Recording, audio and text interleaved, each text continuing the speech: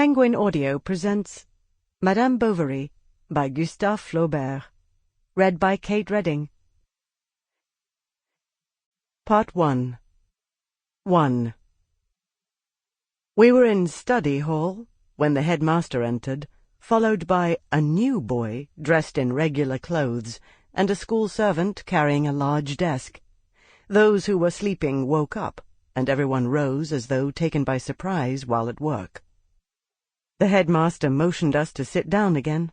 Then, turning to the study hall teacher, "Monsieur Roger," he said to him in a low voice, "here is a pupil I am entrusting to your care. He is entering the 5th. If his work and his conduct are deserving, he will be moved up to the seniors, as befits his age."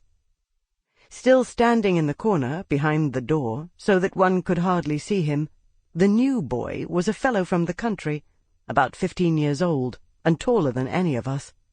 His hair was cut straight across the forehead, like a village choir boy's, his manner sensible and very ill at ease.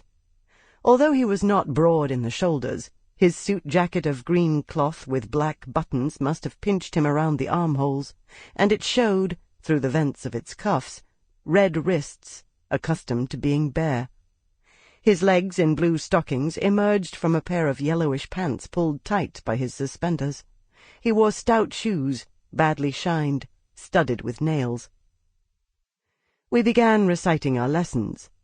He listened to them, all ears, as attentive as though to a sermon, not daring even to cross his legs or to lean on his elbow, and at 2 o'clock, when the bell rang, the teacher was obliged to alert him, so that he would get in line with us. We were in the habit, when we entered the classroom, of throwing our caps on the floor, so that our hands would be free. From the door-sill we had to hurl them under the bench in such a way that they struck the wall, making a lot of dust. It was the thing to do. But either because he had not noticed this maneuver, or because he had not dared go along with it, after the prayer was over, the new boy was still holding his cap on his knees. It was one of those head coverings of a composite order, in which one can recognize components of a busby, a lancer's cap, a bowler, an otter-skin cap, and a cotton nightcap. One of those sorry objects, indeed, whose mute ugliness has depths of expression, like the face of an imbecile.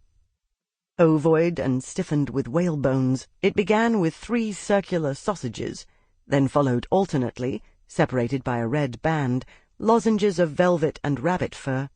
Next came a kind of bag, terminating in a cardboard-lined polygon, covered with an embroidery and complicated braid, from which hung, at the end of a long, excessively slender cord, a little crosspiece of gold threads, by way of a tassel.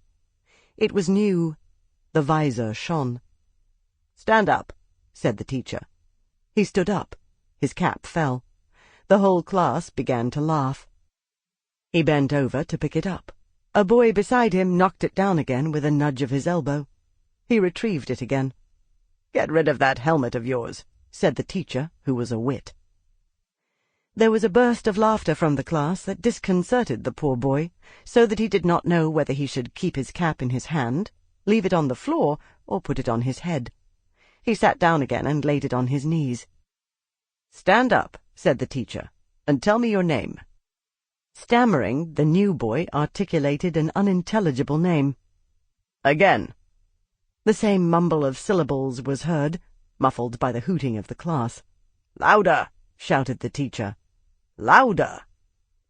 The new boy, summoning an extreme resolve, then opened an inordinately large mouth and bawled at the top of his lungs, as though shouting to someone, the word "Charles Bovary!" Now an uproar exploded all at once, rose in a crescendo with outbursts of shrill voices. They howled, they barked, they stamped, they repeated "Charles Bovary! Charles Bovary!" then continued in isolated notes, quieting with great difficulty, and sometimes resuming suddenly along the line of a bench, from where a stifled laugh would start up again here and there, like a half-spent firecracker.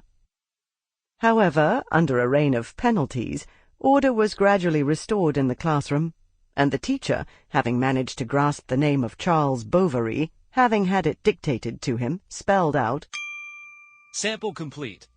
Ready to continue?